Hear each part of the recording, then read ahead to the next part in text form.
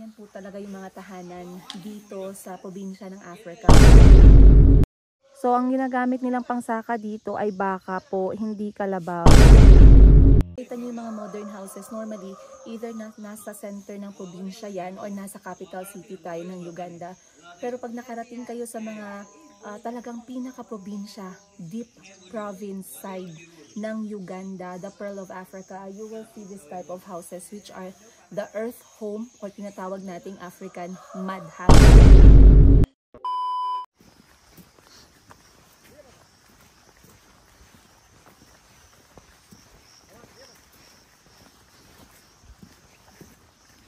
Growing up, you see that red roof? Yeah. That was the only roof, like the roof house in this whole neighborhood. How old are we talking about? How old were you?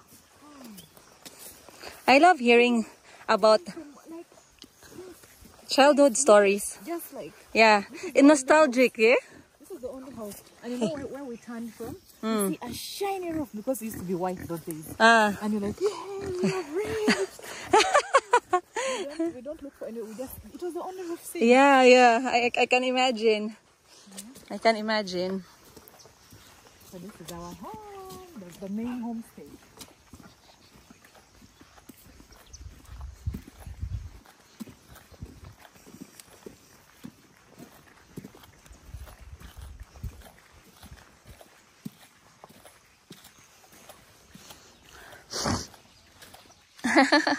Sarah, look at them being cozy.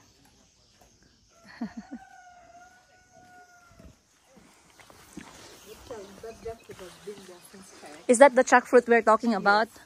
The perfect fene.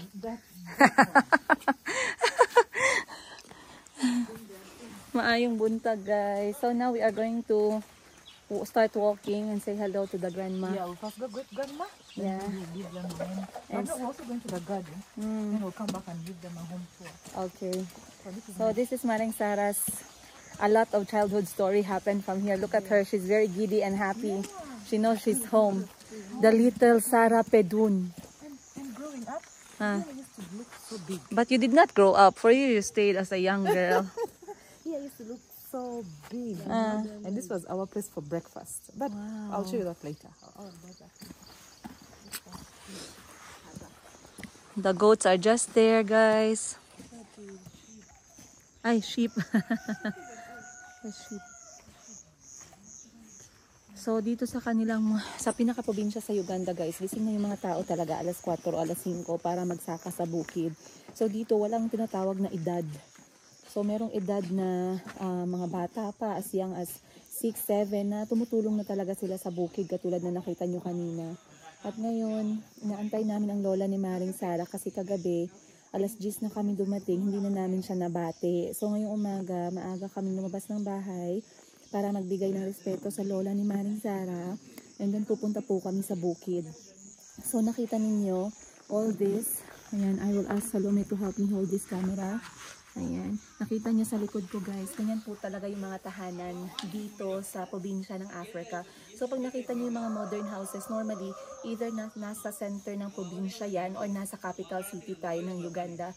Pero pag nakarating kayo sa mga talagang pinaka-probinsya, deep province side ng Uganda, the Pearl of Africa, you will see this type of houses which are the earth home or tinatawag nating African mud hut.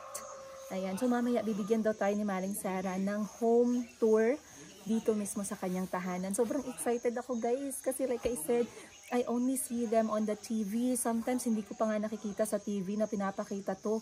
So if you are interested also to learn what I'm going to learn, watch out and stay with me dito sa aking YouTube channel dahil marami kayong makikita. And of course, I have with me my Maring Sarah Pedun YouTube channel, Sarah Pedun. And I told them you're going to show us a very nice home tour. Yeah, this is where you grew up. Yes. A lot of memories. Yes. Okay, guys. So where is Lola? We call it Lola. She's sleeping. Then let Lola sleep first. Yeah, we shall come back. Yeah. So she's sleeping, then we'll come and say hello to her. Okay. This is all one homestay. One homestay. I can imagine. Yeah. And mode of transportation around here, guys, meron naman, So, meron yung sinakyan namin kahapon and then bisikleta. So here, do you use a horse? Pardon? Horse to move around? No, we don't have horses. Just Horses are very few. bicycle? Even, yeah. Okay. So where is your tata? Your dad? My dad, now those boys are not supposed to take us where he is. Which boys? Because the uncle of Maring Sara, we can see him right now preparing the field. Because now they know him. Okay, I'm going to show you guys. Kasi ngayon yung uncle ni Maring Sara na nakasama namin dun sa probinsya na pinuntahan namin anong isang araw. Andito siya ngayon kasi dito siya nagtatrabaho. Piniprepare niya yung bahay niya, yung lupang sakahan niya. So ganito sila magsaka dito sa Uganda. Tingnan natin guys. Sana hindi ako masyadong excited no at mabilis magsalita. Sana naiintindihan po ako ng lahat kasi gusto kong tumatak itong mga natutunan ko sa inyo at na matutunan niyo din. Ayan. So, andito tayo ngayon sa lupang sinasaka ng uncle ni Maring Sara, guys. Ayun po siya, guys, oh. So, ang ginagamit nilang pangsaka dito ay baka po, hindi kalabaw. So, hinihila ng baka yung kanilang araro para maararo nila itong kanilang lupang sakahan. So, ganyan na siya, guys. Pagkatapos araruhin. Ayan.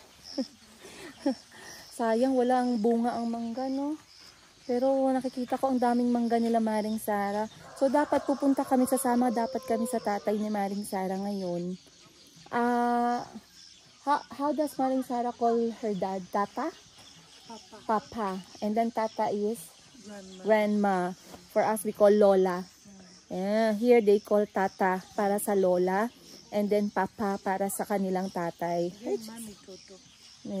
Then for Mommy, they call Toto. So Lola, Tata. Mama, Toto. Tatay, Papa. Oh, di ba? Anong gagawin dito?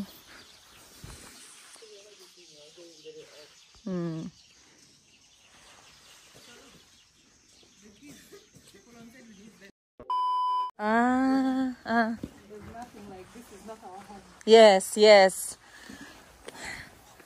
It's amazing guys na makita itong ganitong klaseng tahanan ni Maring Sara. As you can see, I'm smiling because I'm happy knowing the story of her life from the ground when she was growing up. And it brings her a lot of excitement just looking at these places kasi nga marami siyang memories. So sabi niya, back those days, even if maraming bahay sa isang compound, welcome sila sa lahat ng bahay kasi nga magkakapamilya silang lahat.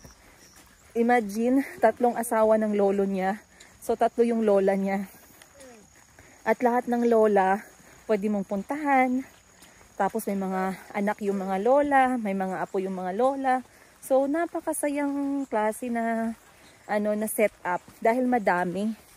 So ngayon dadalhin tayo ni Maring Sara sa bukid.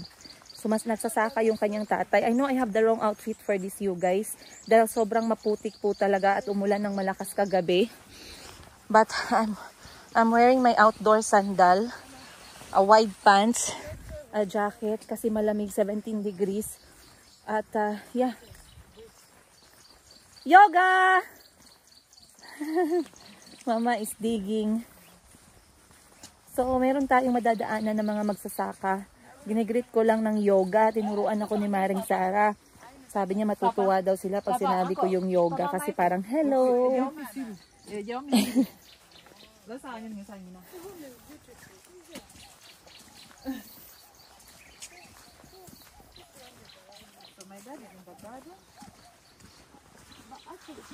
Yes? Oh. Okay.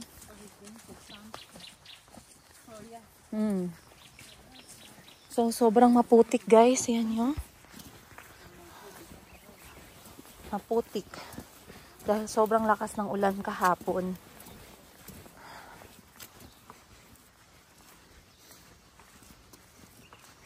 What a breath of fresh air, yeah? Like you see, don't see cameras. Yeah. Because you see a few plastics here and there. I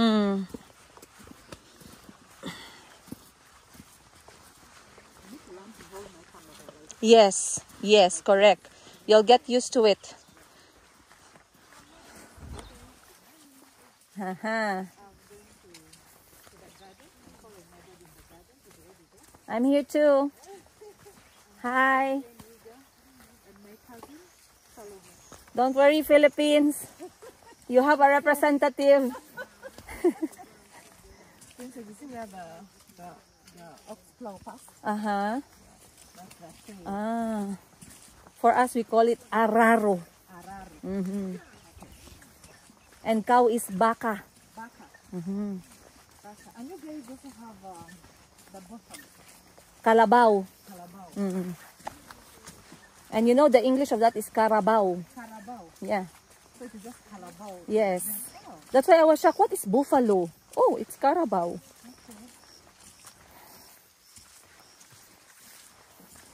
I think we need gumboots on the next few days. In the city, we need helmet. In the village, we need gumboots.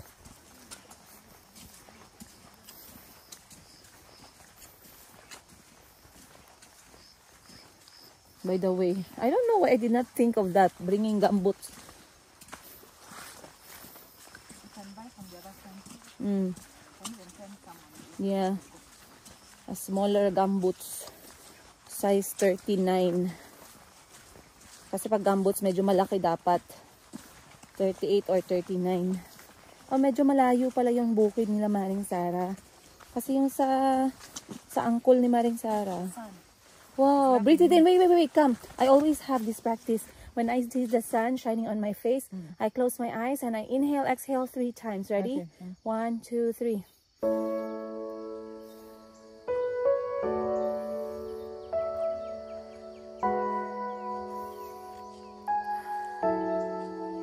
You felt that Yeah. in your skin? Oh, good. So imagine guys getting that from the ground of Uganda. Very special, VIP.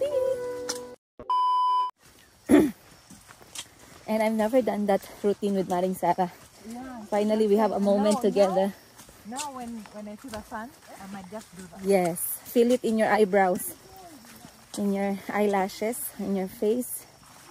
Whoa. You know how safe your shoes That's okay. Don't worry about me. Ayan. Nag-worry si Maring Sara kasi masyadong maputik.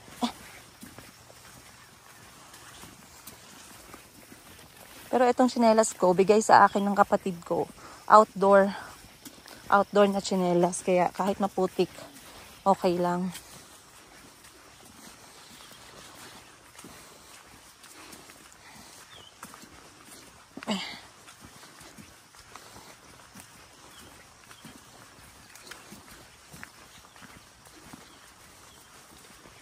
Now with everything grown, Mm. I don't even know. That's the rock we used to climb. Wow! Go there. Maybe tomorrow. Is that the same rock where you make food dry? The sweet potato? Yeah, I'm being young.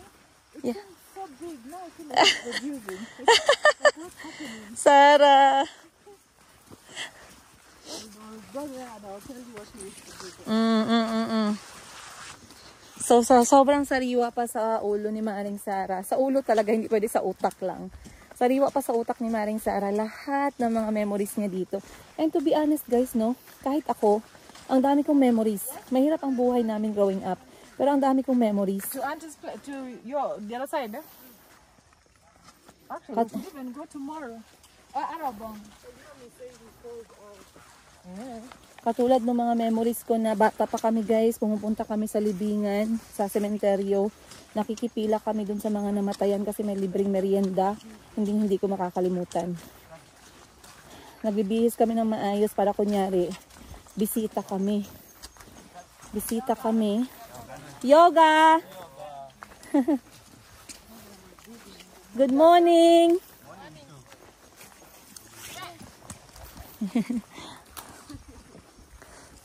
Nag-ano sila, nagsasaka ng kanilang mga bukid. So imagine guys, very short word. One word that makes people happy. So again, yoga is a local dialect of Maring Sara. Huy, huy, huy, huy. Those are huge ants. Look. Sure they don't Make sure they don't, but you will dance. Hey, I will dance. You see that traditional dance of the Philippines, you don't know? You will learn it. No, sure they don't bite you. It's so painful. Oh my gosh, are you serious? Oh my gosh, Sarah. And you're wearing a trouser. Hmm. And if you Taking off the enter, trouser will be within seconds. you think and it's you hard. not mind about those as your cows. They know. I never seen those giant ants in my life. Only now. Black and so big and they can bite. Sarah said pag kinagat ka daw nun, mapapasayaw ka daw ng Macarena. Sarah, you dance Macarena. 1 L, 2 L, 3 Macarena. 4. Aha. But you made the dance so graceful. Ay, nako. So sabi niya sobrang sakit daw yun mga gat, yung itim na malaking langgam. I was even talking, I was going to talk about this. You're passing through some of the Yeah. But this is the upper part here. Oh.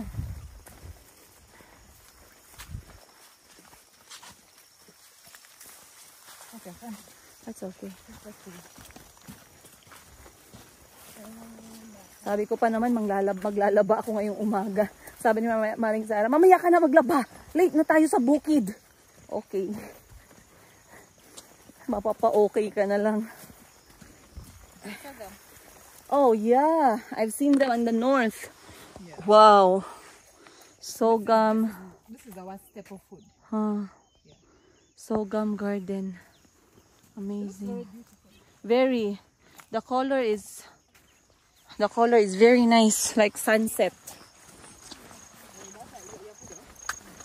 We've reached. I can hear your dad's voice. Or maybe that's not.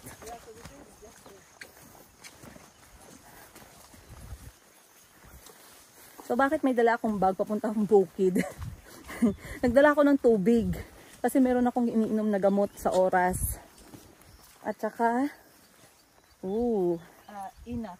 ingat. Inat. Why do I say inat? It's okay, you'll take it. No, it's like one word that I already know, but You'll get it in time. inat. Ingat.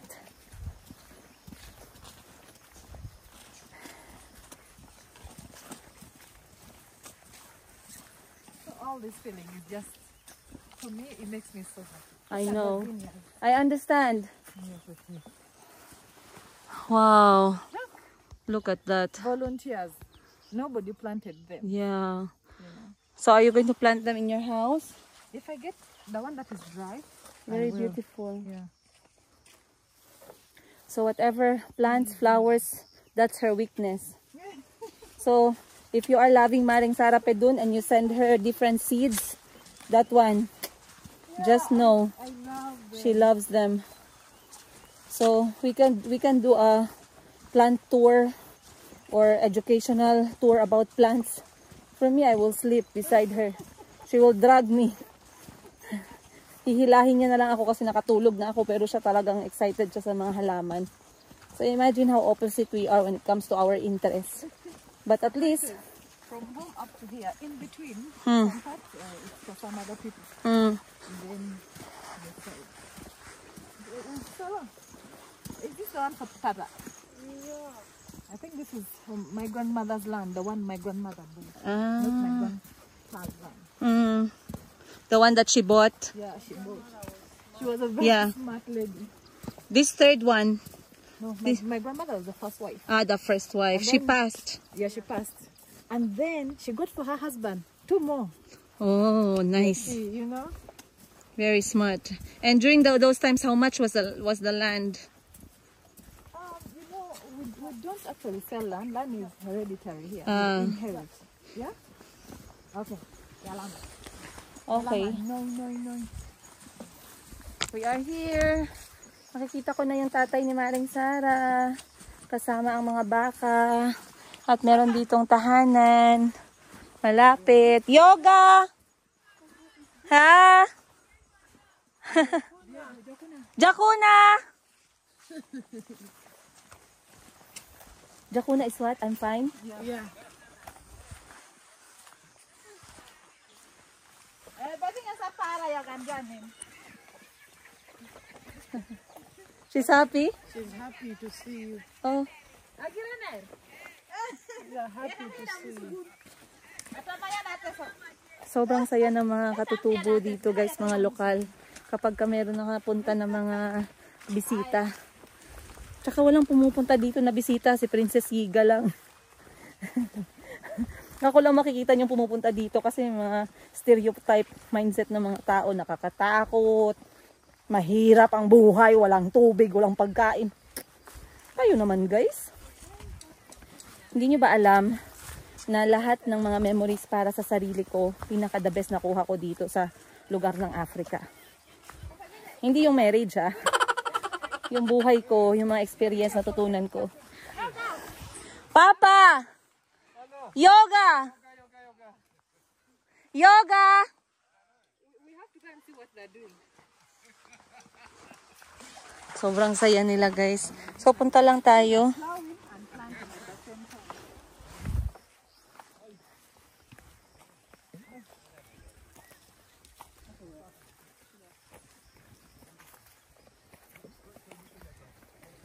Papa, are we late? No. We came. Yeah. Okay. I woke her up. I was sleeping. She did not want to stand up. Ah, okay. I told her Papa is waiting. Yeah.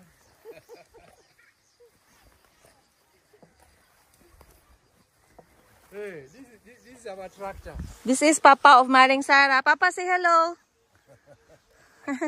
This is your tractor. Yeah, this is my tractor. Wow, very nice. Yeah. For us, we use buffalo. Use buffalo. Okay. Buffalo, but we don't use cow. Okay. We use buffalo and sometimes horse. Okay. Also, we use horse. Don't you see other people are using horse? But for you, what time did you start?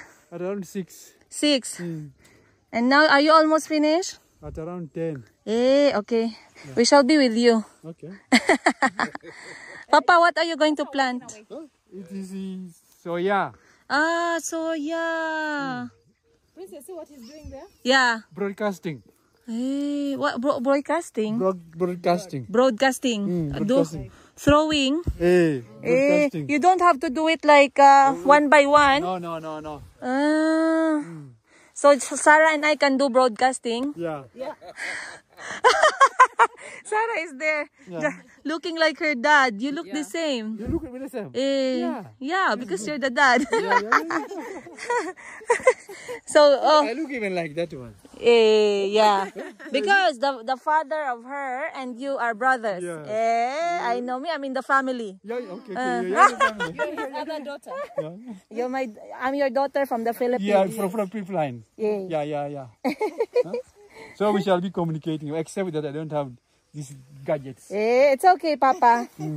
So, Papa, we move with you. Okay. He's broadcasting when he's coming back. Okay, don't let us delay your work. Let's Hello. let them continue. We also get the. We do this. Ah, He has the bucket there. that's how you communicate with the cows. Yeah. See? He's just come with us. Yeah. But because Jalan is doing the other thing, he's just joined in like. I know, like it's automatic. Wow, look at that. Wow. I need to hold this one for me.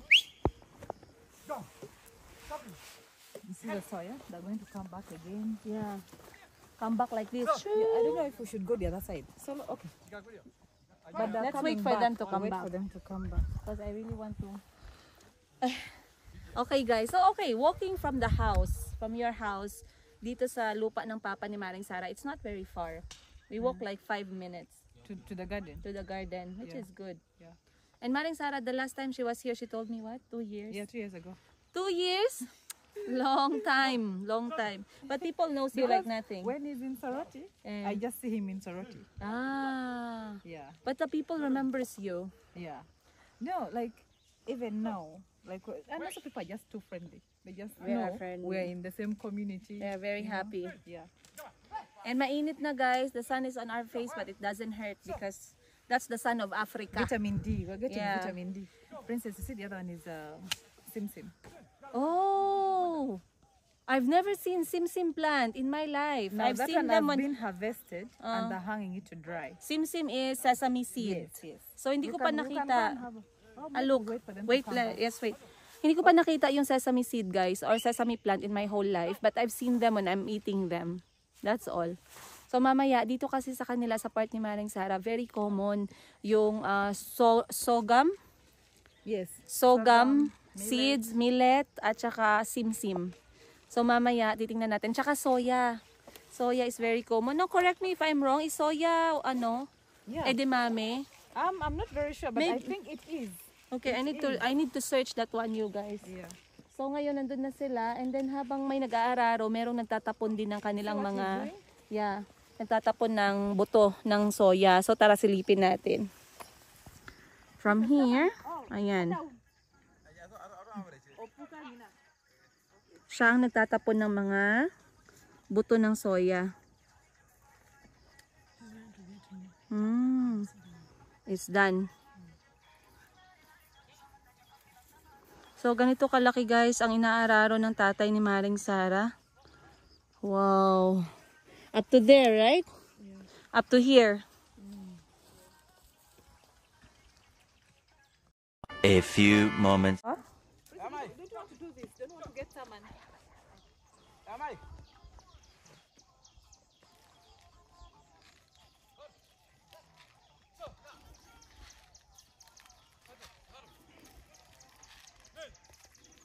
Wow. Go.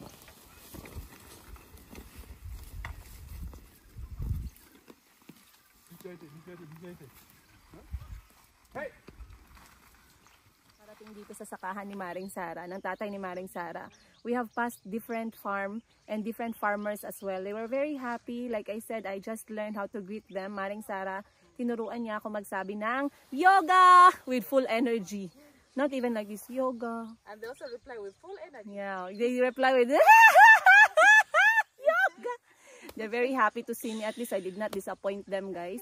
But we met a lot of farmers. I did not fail. I was so proud to say yoga, yoga, yoga. Just like that. And now, habang inaantay namin yung tatay ni Maring Sara sa pag-aararo, gusto kong subukan yung kanyang pag-aararo kasi sa Pilipinas may ganun din tayo eh. Pero dito sa kanila, baka yung ginagamit nila. And then, parang madali siya tingnan, no? Pero gusto ko siyang subukan. Ayan, mabuti na lang hindi mainit. Kasi nga, pag mainit, mahirap. So, baka mamaya, mas magpagpawisan pa ako, no? Kaysa sa baka, pag ako yung nag-araro. Pero sige, subukan natin. Para naman malaman din natin yung ganitong klaseng pamumuhay talaga. Ayan. At ang saya po ng mga katutubo ng mga lokal dito sa Africa, na kapag ka ikaw ay talagang nag-greet sa kanila into local language, ay talagang na-feel nila na at least, you know, na nagtatry ka ba, hindi ka mag-arte-arte. So, ayun, antayin lang natin ang tatay ni Maring Sara, guys, at susubok. For you. I'm laughing kasi nagsasalita sila ng local dialect nila, and Maring Sara is translating for me. Sabi niya, pinapagalitan daw yung mga baka. So, the boy is telling the cows, But I'm seeing you. I'm seeing you, I'm nakikita seeing ko what ang you're ginagawa mo, hindi pwede yan, hindi pwede yan. You behave like that. I'm seeing. They're talking to the cows like human. It's amazing. And all the cows have names, you guys. May pangalan ang kada baka. So natutuwa kami kasi every time na pinapagalitan yung mga baka, tinatranslate ni Maring Sara sa akin sa English. Kaya ako tawa ng tawa. But now, I think they are trying to finish a certain land. Yes. Just that piece, that row that they're not finished. So your dad does this one every day? A few One. Wano.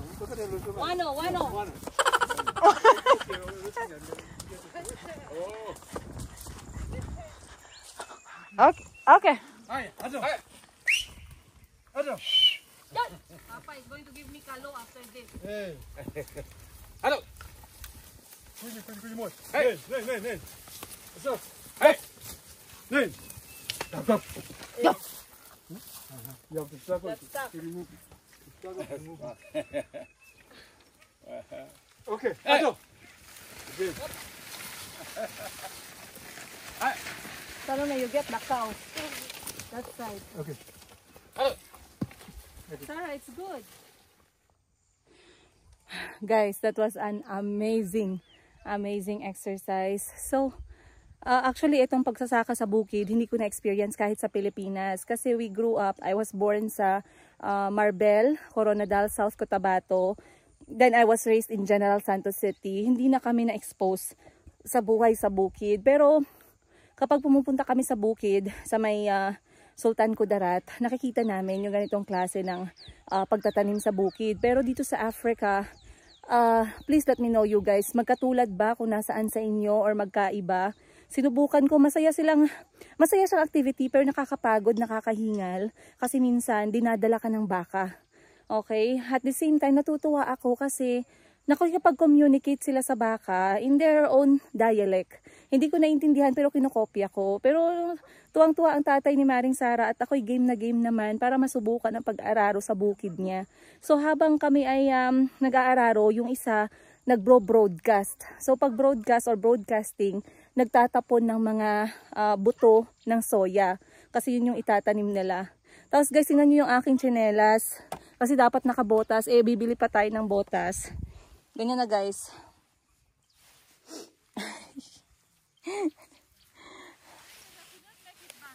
Huh? You're supposed to make it back. Eh, your dad said it's like driving an automatic car. He's not, he's lying. It's not automatic, it's manual. He also said it's harder here because of The stump of the trees. this is a new garden. They just cut the trees down. Yeah. Whew, now we are, I told your papa, I said, Papa, now you have to give me kalo. I worked hard. Then he said, eh, I have to give you kalo, not rice. I said, yeah, you give me kalo because I've worked hard, Papa. Then he was laughing. You worked hard. I worked hard. It's not easy. Whew, You wonder why they're not panting. I know. And I'm already sweating. Like I'm the one plowing the field, yet I'm just pushing.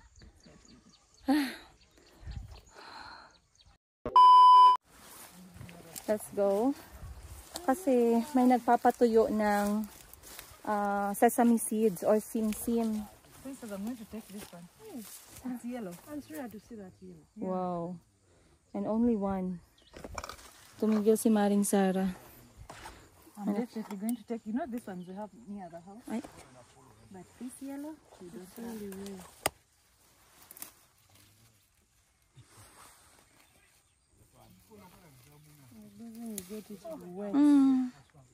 did you break it? It has some roots. But that flower also has roots. Okay. And bring that flower too. Yeah.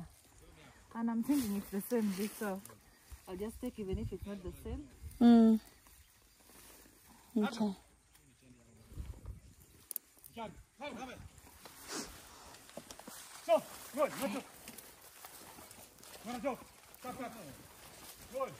So, what time is it, Salome? It's 25 minutes past 9. Okay, it's almost 10. Time is very fast. Imagine I woke up guys around 6:30 today. Napasarap yung tulog ko dito sa probinsya.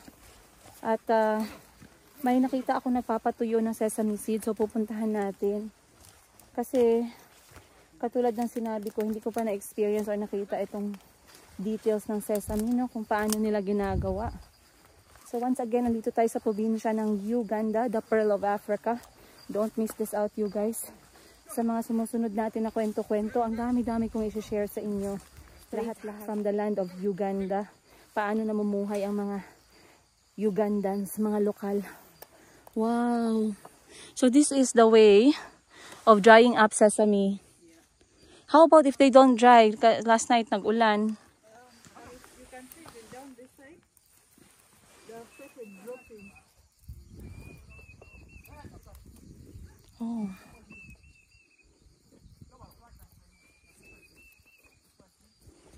Let me smell.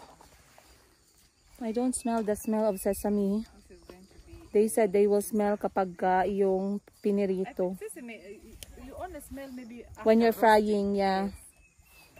When you're roasting. I did not even know this is how the seed looks like. And they have very beautiful flowers. Ganito pala yung itsura niya guys, ng sesame seed. Ayan, tapos yung kanyang plant parang stick. Para siyang pangwalis. Ganito siya, pinapatuyo nila ng nakabuo. So this one I'm holding right now is a bunch of sesame seeds na ipinapatuyo nila para makolekta yung kanyang buto mismo. I hope you can see that, guys, very clearly.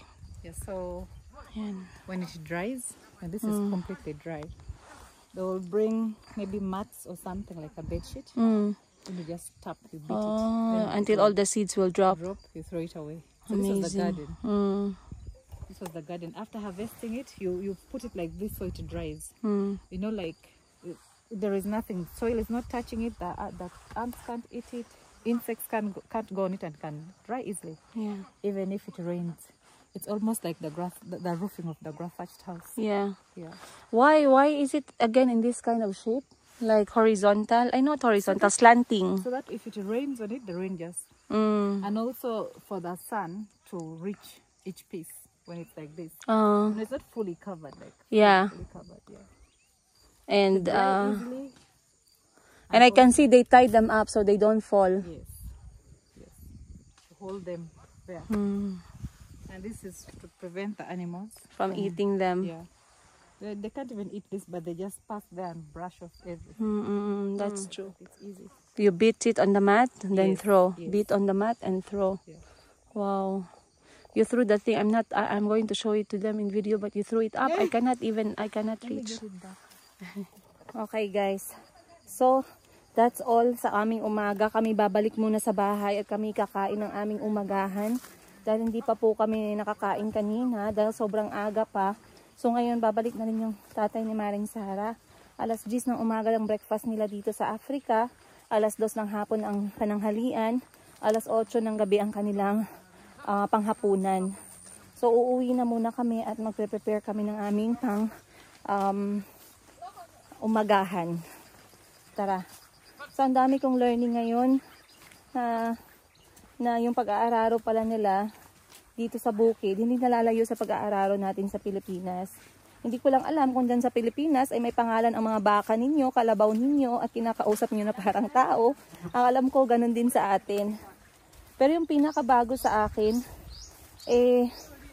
etong sesame seed. Ang pag-harvest, ang pagtali nila together, at saka ang pagpapatuyo, at saka ang pagtatanggal ng mga natuyong buto. So sa sesame, other than sesame seeds, they get sesame oil. Lahat yan merong traditional na proseso. So ngayon, uuwi muna kami, guys. Sana nag-enjoy po kayo sa kwento natin na to. At hindi pa tayo tapos. Abangan nyo kami. Once again, ako po si Princess Higa at siya si... Hey! I said ako si Princess Higa at siya si... Sarah Pedun. Very good. Now you know. Okay, bye-bye, guys. Bye. Before they go, you see, well now, my dad is still in the garden. So we go get some corn, we roast, and prepare some breakfast. Okay. They will find us when we're cutting for them. Okay. Let's go, guys.